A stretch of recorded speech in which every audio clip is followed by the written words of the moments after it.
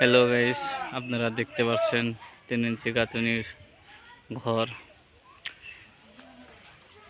মোটামুটি গাঁথুনি এদিকে টপ লিংটা ঠেকে গেছে, এদিকে বারিন্দা হাবল হয়ে গেছে, পোস্টগুলো টালা বাকি আছে। সামনে সাইড গাঁথুনি শেষ, পিলারগুলো ঢালা হয়ে গেছে, অনেক সুন্দর লাগছে।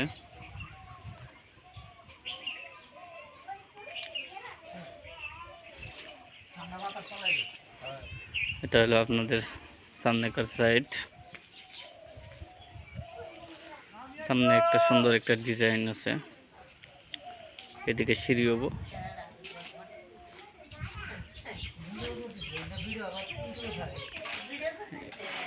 এদিকে আপনি দেখতে পাচ্ছেন বারিন্দার ডিজাইন, এদিকে সুন্দর একটা ডাউন হবো, পিলার গুলো রেখে দিছি, সুন্দর দেখা ভালো লাগছে।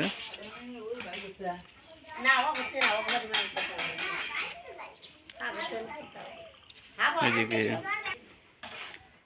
এই একটা রুম,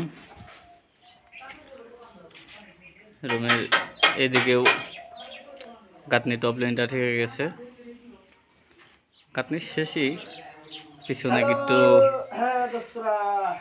আমাদের মিস্ত্রি হাত ইশারা করছে। গাঁথনি এদিকেও শেষের দিকে,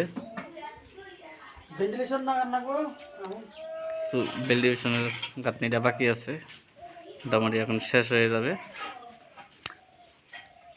দুটা রুম, এই রুমে খিড়কি এদিকে পিছন দিকে একটা দিছে, চান্দোসে একটা দিয়েছে, আর দেখি আমরা বারান্দার এইদিকে গাঁথনিটা বাকি আছে হাফলের। এইদিকে আমরা এই রুমে যাই দেখি, এই রুমের ডিজাইন দেখুন। এই রুমে দুটা খিড়কি দিয়েছে 3 পাল্লা করে, উপরে টপলিংটা ঠেকে গেছে গাঁথনি। এই পিছন সাইডেও খালি বেল ডিভিশনের নিচের পর্যন্ত গাঁথনি হয়ে গেছে, এখন বেল ডিভিশনে 3টা গাঁথনি আছে, হয়ে যাব। পার্টিশনের গাঁথনি টপলিংটা হয়ে গেছে। এই ঘরে সিস্টেমটা 30 ফুট ঘর, দুটা দরজা, পার্টিশনে কোনো দরজা নাই। আপনারা অবশ্যই ভিডিওটা ফুল দেখার চেষ্টা করবেন। ঘরের সুন্দর একটা ডিজাইন হবো, আমরা পরবর্তী ভিডিওতে আপনাদেরকে ওই ডিজাইনগুলো তুলে ধরবো। দেখতে পাচ্ছেন সিঁড়ি আমরা এই 2 সাইডে দেব, তার মানে জায়গার কন্ডিশন হিসাবে সিঁড়িটা আমাদের এই সামনের সাইডে পড়ে, তবু আমরা এই সামনের সাইডটা যেমন ম্যানেজ করে দিয়েছি। আমরা এইদিকে দেখতে পাচ্ছেন এইদিকে একটা সিঁড়ি দিব, আর আমরা এইদিকে একটা সিঁড়ি দিব চলার থেকে। তার মানে সামনে সিঁড়ি দিলে দেখাতে ভালো লাগবে, কিন্তু অবশ্যই সামনে জায়গা শর্ট থাকার কারণে আমরা সামনে সিঁড়িটা আমরা ইউজ করতে পারছি না। এই জন্য আমরা 2 সাইডে সিঁড়ি দিব, যাতে জায়গাটা সামনে আমরা ফরাবট পাওয়া যায়।